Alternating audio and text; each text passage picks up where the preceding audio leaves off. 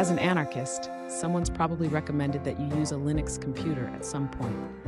This article is intended to get you started by giving you a brief overview of what you need to know. What is Linux and why use it? If you're reading this, you're probably using either Windows or macOS on your computer. These are both operating systems, which is the system software that runs your device. They're also both closed source, which means that the software's source code is not available, closed to the public, so it can't be audited for privacy and security. Windows and macOS computers send your data to Microsoft and Apple, and you can't trust their full disk encryption to protect your data if the computer is physically accessed, like after a house raid. Linux is a set of operating systems that are open source, which means that the source code can be analyzed by anyone.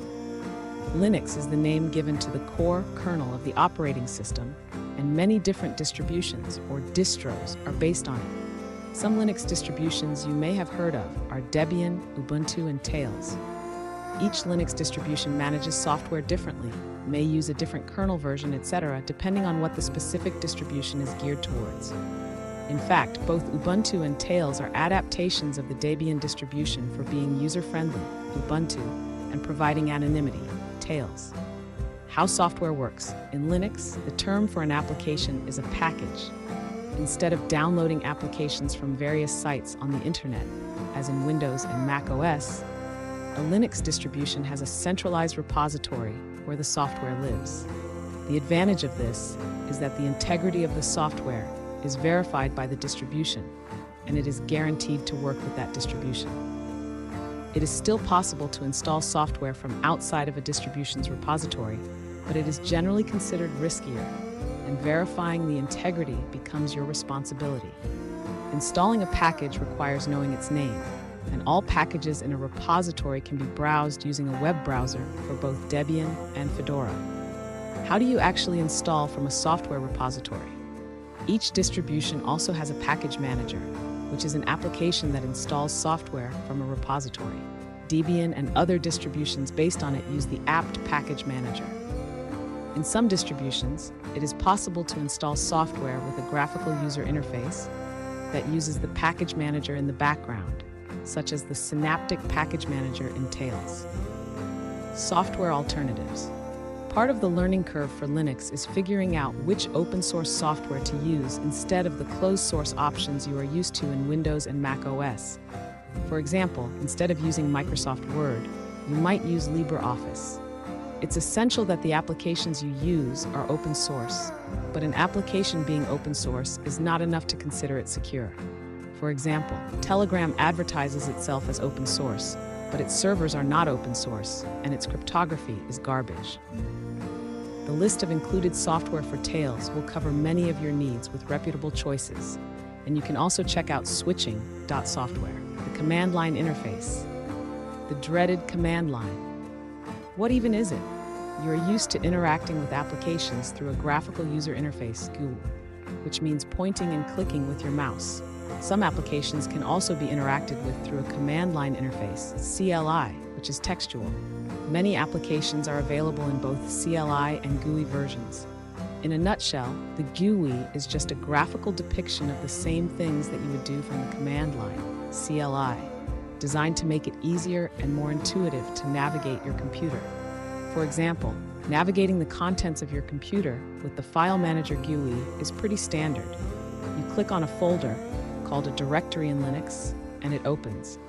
The same navigation through the file system is also possible from the CLI. When you open a terminal, the CLI application, you get a prompt. It is called a prompt because it is prompting you to say something in a language that the terminal understands. Prompts differ in what information is displayed, but they all end with the $ character. You then give commands to the terminal.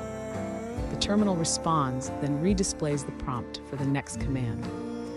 The best way to learn the basics of the command line is to interact with it. We recommend the Foundation's Linux Journey command line module to learn some basic commands. The software distribution and packages exercise will teach you what you need to know to install software in cubes. Some commands require elevated privileges, equivalent to Open as Administrator in Windows. For example, installing software usually requires this privileged access. Prefixing a command with sudo will execute it as the administrative user. Named root, note that the root user is not the same as the root directory, and the two should not be confused. A root prompt will display TAC instead of $. Be especially careful with any commands you run while using these elevated privileges, as you'll have the power to erase your entire hard drive or change important files. It is helpful to know that text is pasted into the terminal with Control-Shift, i.e., the Shift key must also be pressed. Most Linux users will rarely need to use the CLI. If you're using Tails, you shouldn't need it at all. If you're using CubesOS, the CLI is only needed to install software. This will install packages on Debian, apt install package name. This will install packages on Fedora, dnf install package name. Additionally, the CLI is needed for the more secure installation of both Tails and CubesOS to verify the download's authenticity. If you ever need to edit a text file from the command line, you can use nano. If you ever don't understand what a command does, try looking it up on Explain Shell. Going further, if you want to learn more about Linux, we'd recommend the rest of the Tech Learning Collective's Foundations exercises will give you a much more comprehensive foundation than what you need to use Cubes or Tails. Linux Fundamentals at Hack the Box Academy is another interactive learning environment with a less comprehensive overview.